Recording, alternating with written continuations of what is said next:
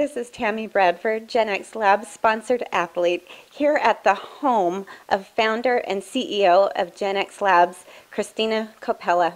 It is an honor to be here today to be able to find out how the company started and what your role has been in the industry. And I'd like to begin by asking you, how did you start in this business? Oh, thank you, Tammy. I started in 1979.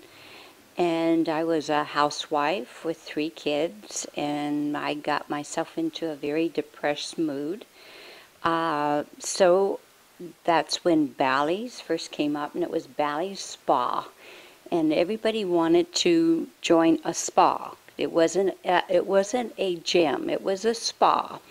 So I joined the spa, and we did the jacuzzi, we did the sauna, and it just made you feel good. And after a few months, I started exercising, and I'm like, wow, this is great. But back then, they had the women's side and the man's side. You couldn't join together. And on the women's side, it was on Nautilus machines, and they didn't have any free weights. So after a few years, I started training, and you get past the point where you're doing more than 100 pounds on the Nautilus machines, and I would have to sneak over to the men's side, and I would get kicked out all the time. One day I was coming out of the spa, and there was a vacant store there, and I'm like, wow, that would be a good place to open up a fitness store. Well, back in '79, they didn't have fitness stores. They have health stores where they did the organic food and all the food. Bodybuilding didn't exist.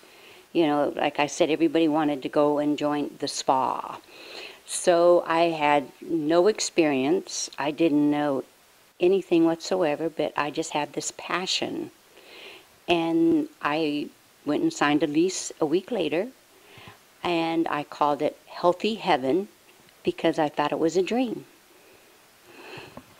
A passion and a dream is what it started on. It started on a passion and a dream. So tell us a little bit about the products that you first started with and what you had in Healthy Heaven.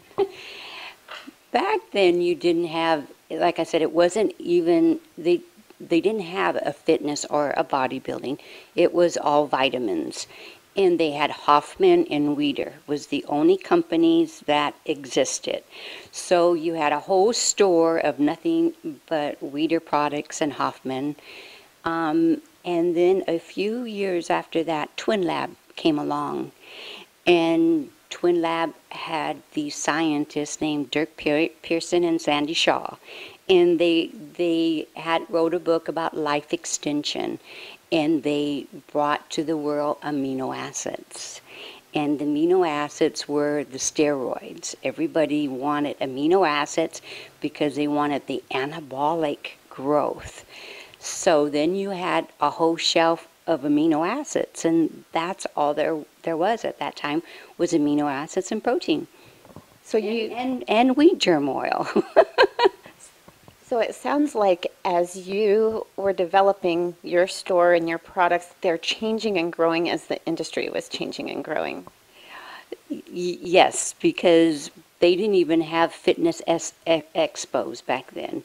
When you went to seminars, they always talked about the organic food, the multivitamins, and at that time, if you didn't go with the RDA allowance, then you were overdosing. So the whole thing was, if you were eating apples, then or even oranges, you wouldn't want to take vitamin C because you were going to overdose.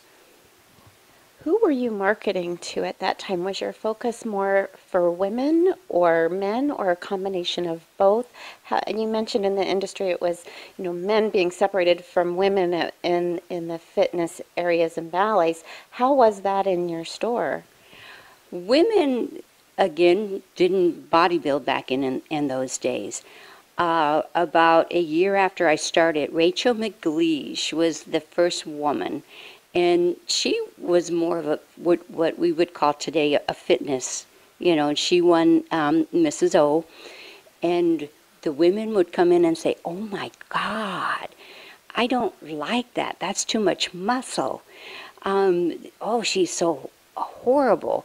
So women did not lift weights. Like I said, when I was training, we had 5 pound dumbbells, and that was the max.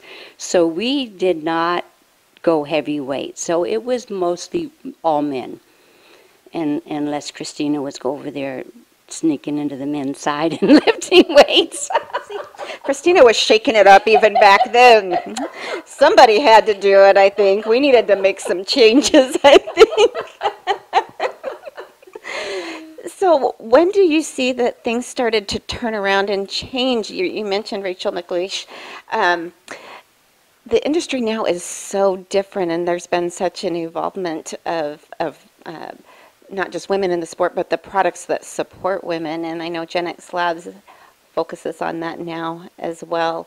Can you tell us a little bit about how that change came about as you were developing products, and how your focus came to include women as well?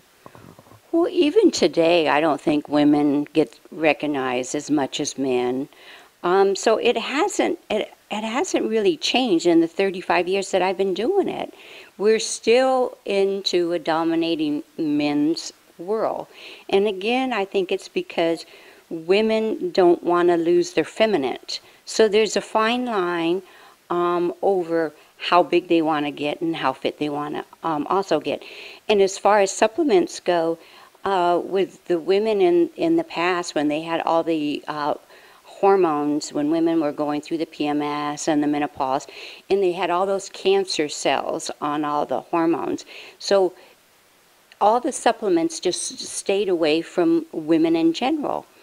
And what I'm noticing today is a lot of people, or a lot of companies, are actually making supplements for women.